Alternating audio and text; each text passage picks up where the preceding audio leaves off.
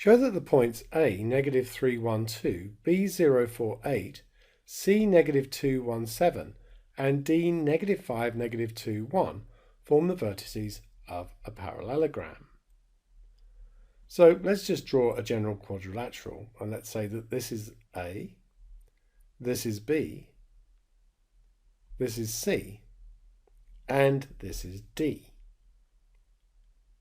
We can work out AB. Remember the turnaround rule, AB is B minus A, and I'm expressing my vectors as column vectors here.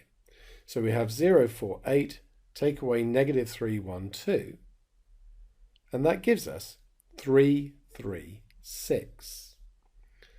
Now, if it's a parallelogram, DC would be parallel to that. So let's work out DC.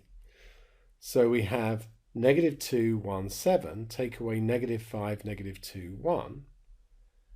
And that also gives us 3, 3, 6. So let's look at the other pair of sides.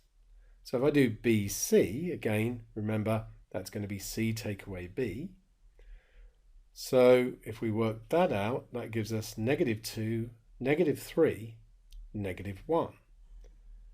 So AD remains to be done. And so that's going to be D minus A. And does indeed give us negative 2, negative 3, negative 1. So AB is equal to DC, not just parallel, but exactly the same. And BC is equal to AD, again, not just parallel, but exactly the same, so the same length.